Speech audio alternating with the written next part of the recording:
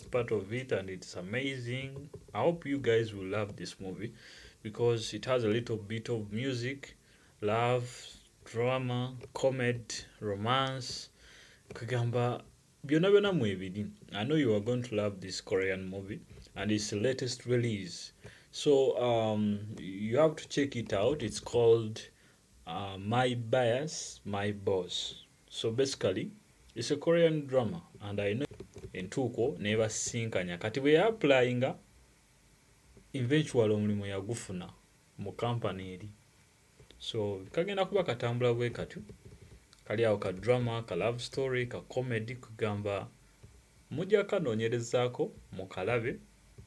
Nze kannyumidde, ngenda kukalaba era mbadde nsaba nammwe mukanoonyeeko kubanga at least these movies are nice, you know. Korean movies are so direct. Teweetaaga nnyo kubeera awo ate biki. If it is action, it is action. Bwe kaba comedy, kaba ka comedy. So mbadde nsaba mukanoonyerezeeko mulabe mwana muwala ono biggweerawa ne boss wono gwe yayinako crush kuva dda nga akyayimba. Kuba ye kubanga akyali muto yamuyinako crush nga bali mu boy band eri. So boy band bwe yavaawo then omu ku bo n'asalawo atandike fashion company. Omuwala ono n'afuna n'asaba omulimu ne bagumuwa. So bwe bityo bwe bitambula naye ndowooza kajja banyumira kuba nze badde ntandise okukalabaalabako wano kaakafuluma kuba buno obupya bufulu bwe bufulumira nze mba nabufunye dda.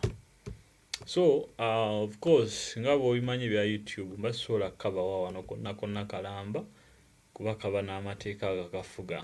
So naye nga bw'oba okaagadde nze mu VIP telegram yange mba nkateekayo wali wonna wonna gw'onkoonako bukonyi ku ssimu yange 0740 25 61 69 naye mba nga nkabawa. Firimu bungi obuli mu VIP yange telegram era ababeerayo babulaba babunyumirwa. So ne kano nako kapya latest release and it's a South Korean drama.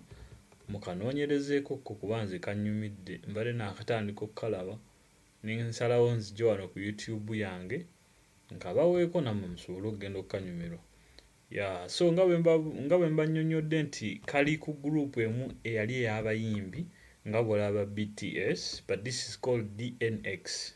Baali bayimbi then ne bamala ne baseparating mu 2017, but when they separated waliwo fan eyali asinga okubaagala specifically nga yayinamu omu gwe yayinako ne crush. So gwe yayinako crush yatandika company ey'engoye, omuwala ono n'afuna omukisa n'abeera invite n'akkirizibwa okugenda okukola ku company eyo. Naye nga kuva dda nga yamuyinako crush kati ye boss we gw'ayinako crush kati ate ye company gy'atandise okukola kati ate takyamujjukira kwegamba byonna biri awo. Naye nsuubira nti kajja banyumira mukanoonyeeko My Bias, My Boss. Nze nkalabyeko ate nze bu drama buno mbulabirawo ddala akanaanyuma mba nakalabye dda naye kano kalimu comedy, kalimu buli kimu effujjo, buli kimu mwekiri. Bw'oba oyagala kuseka alina stress wo kano kamuvi kajja kumalako ekiwuubaalo. Kanoonyerezeeko okalabe olwaleero. Subscribinga ku channel yange eno kubanga waaka mungi nkyaleeta. Naye nga obumuvi obusinga bubeera mu VIP. So joininga VIP yange ne mubanga mubulaba bubeerayo ku Telegram. Era ababeerayo babulaba buli lunaku. Tufunamuko obuzibuzibu wano sometimes ku YouTube olumu tetusobola bawa content yenna. Tusobola tumuteeke ku Telegram because tubaamu ne limitations wano ku YouTube. Tetusobola kuteekawo bintu byonna because of copyright. Naye ababeera mu VIP baziraba. So kamuvi kano kalungi mukanoonyerezeeko, bakayita My Bias, My Boss. So boss wo bw'abeera nga is your bias, omanya twolekedde miwunyo, twolekedde enseko, twolekedde comedy, bakayise My Bias, My Boss.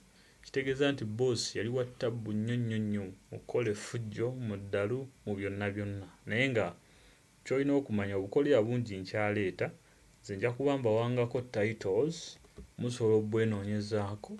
Bwe mwagadde ne mujoininga VIP yange oba ku namba y'essimu gye nabasomedde so that solo bar directions on how to watch it. But I appreciate you tuning in, and more movies are coming up. Thank you. I'm going to see you in the next video. Subscribe so that you can watch others.